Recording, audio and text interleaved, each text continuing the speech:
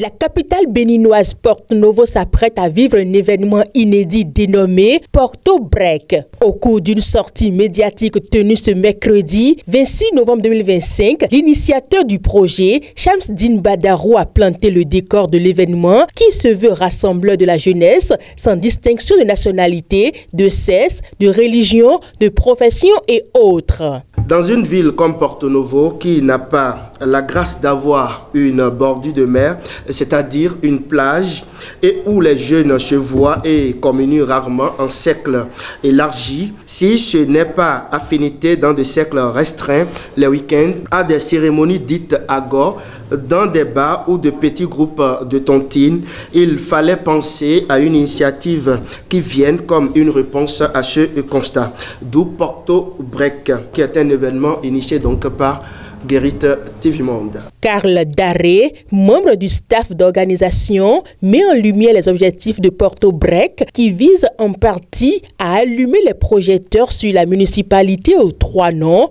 Porto Novo, Adjache, Hogbonou. C'est un creuset d'échange, de partage et de divertissement des jeunes de Porto Novo et environ. Cet événement permettra aux jeunes de Porto Novo de connaître les jeunes des autres régions qui les entourent, de faire en sorte qu'il y ait un brassage de nouvelles connaissances, bien sûr, de s'offrir des opportunités.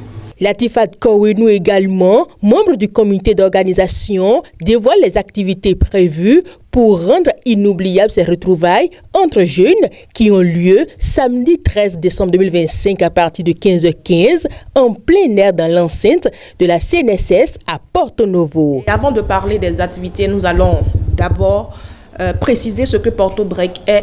Porto Break, c'est stopper toute activité, se donner une pause, se rendre au lieu de ralliement en plein air à Porto Novo.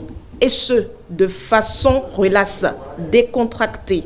Aller à la rencontre d'autres jeunes pour échanger et se distraire loin des problèmes ou soucis personnels. Porto Break est ouverte aux jeunes des deux sexes, de diverses nationalités, de diverses catégories socio-professionnelles, de diverses obédiences politiques et religieuses. Pour cette première édition, l'événement aura lieu dans l'enceinte de la Caisse nationale de sécurité sociale CNSS de Porto Novo, le samedi 13 décembre 2025. Pour y prendre part, il faut payer chacun 10 000 francs CFA, ce qui vous donne droit à un repas léger. Le dress code, il est prévu que les hommes portent un haut blanc et les dames un haut rose.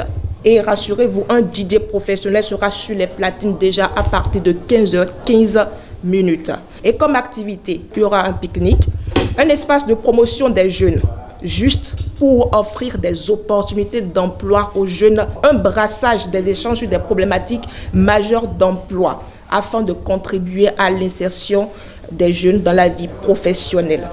Du réseautage, rencontres, échanges, création d'un carnet d'adresses. Il y aura aussi comme activité interprétation live, chorégraphie, des activités de divertissement comme billard, baby-foot, jeux de cartes, action ou vérité et bien d'autres activités.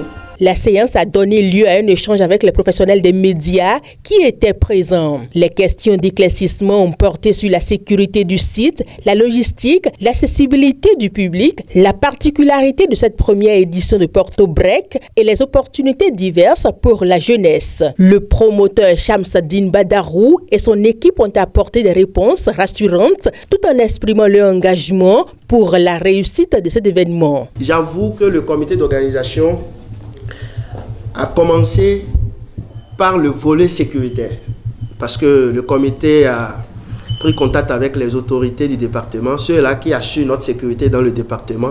Donc, rassurez-vous, la sécurité, elle sera totale ce jour-là. Face aux professionnels des médias, le PDG de Guérit TV Monde, initiateur du projet, a exprimé sa profonde gratitude à l'endroit de toutes les structures et personnalités soutien aux sponsors. C'est le lieu donc de remercier le patron du cabinet Cosmos International, donc M.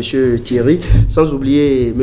Aruna Kamilou, le PDG de ASK Group, et il est également le représentant de Shell au Bénin. Et nous remercions Vitali Boton de Coupe de l'Union. Nous remercions également l'établissement Oya, TVS, la fondation Manarouf, de Dr Yessoufou Maroya, consul honoraire du Bénin à Libreville.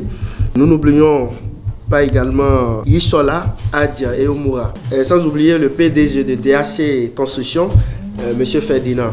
On ne va pas oublier également les confrères, les médias partenaires comme Adiachen News, 109, Matin Libre et beaucoup de confrères accompagnent donc cette initiative. Nous lançons donc un appel aux sponsors qui voudraient toujours appuyer donc l'événement. N'hésitez pas. Prenez contact avec le comité d'organisation. Cette sortie médiatique laisse entrevoir un événement fédérateur de la jeunesse et mettant Porto-Novo sur orbite. À quelques semaines du jour J, l'engouement grandit déjà autour de Porto Break qui promet de marquer les esprits et d'inscrire un nouveau chapitre dans l'histoire culturelle de la ville, capitale du Bénin.